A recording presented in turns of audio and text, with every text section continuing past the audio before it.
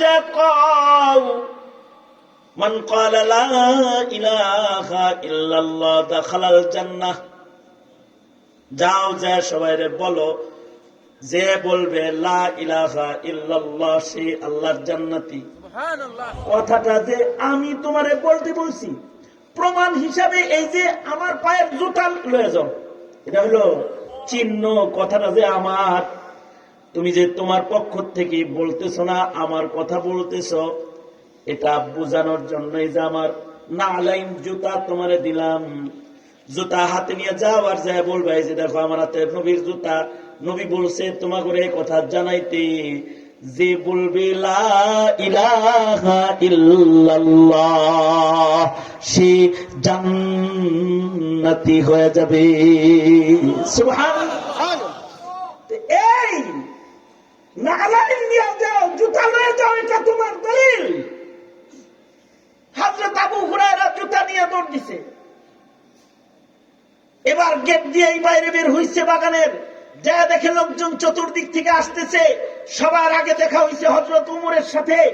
হযরত উমরকে জুতা দেখায় বলতেছে, এই যে দেখেন জুতা, নবী বলছে যে বলবে লা ইলাহা ইল্লাল্লাহ সে জান্নাতি। এটা সবাইরে বলার জন্য আল্লাহর রাসূল আমাদের জুতা দিছে আর বইলা দিছে, এটা দলিল হিসেবে আমার কথাটা সবার কাছে জানায় দাও। হযরত উমর দাঁড়ায় কয়, হে বেটা পিছনে যা, যাও পিছনে যাও, এটা জানাইতে হইব না, এটা বলতে দিব না, যাও ভিতরে যাও। হযরত আবু হুরায়রার হাতে তো নবীর জুতা আছে। হযরত আবু হুরায়রার হাতে নবীজির জুতা আছে, ওনার শক্তি তো আলাদা। আরে নবী কইছে বলতে আপনি যাইতে দেন না, উমরে ধাক্কা দেন।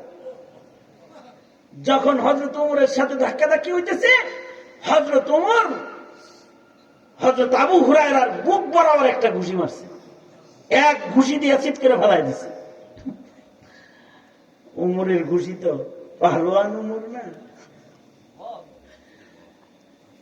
এবার উঠে এবার জুতা হাতে দৌড়ে বাগানে গেছে। বাগানে যায় আল্লাহর নবী আপনার কথাটা সবাইকে বলার লেগে গেছিলাম, কিন্তু উমর আমার এই যে বুকের ভিতরে মারছে, আমার কথাটা বলতে দেয় না, আমার ফেরত পাঠায় দিছে। এর ভিতরে হযরত উমর যায় পৌঁছেছে। হযরত উমর যায় বলে, জি আল্লাহর নবী আমি মারছি। কি লেগে মারছো? আপনার এই কথাটা ওখানে এখন বলতে যাইতেছে। কেন? আমি তো বলতে বলছি। তো হযরত উমর আল্লাহর রাসূলকে বলতেছে, আল্লাহর রাসূল কথা তো ঠিক আছে, কিন্তু মদিনায় ইমানদার যা আছে সব তো পাক্কা ইমানদার না। কিছু ইমানদার আছে কাঁচা ইমানদার, কাঁচা। এরা যদি আপনার এই কথাটা যদি এই কাঁচা ইমানদাররা শোনে, তাহলে তারা নামাজ রোজা বাদ দিয়ে কালমা পড়ে বসে থাকে। এই কারণে আমি বাধা দিছি। আল্লাহর রাসূল এতক্ষণ তো ছিলেন আলমের রহমতে, এখন যখন সাহাবীর সাথে গল্প হইতেছে, এখন আল্লাহর রাসূল আছে আলমের দুনিয়াতে। নবীজি বলে, ওমর তুমি ঠিক বলছো, বলার দরকার নাই। তারপরে মুহাদ্দিসি ওমর, উমরের কলবের ভিতরে আল্লাহর কথা ইলকা হয়। এত বড় উমর, যার এত বড় শান, এই উমর তিনি পেরেশান হয়ে যেতেন,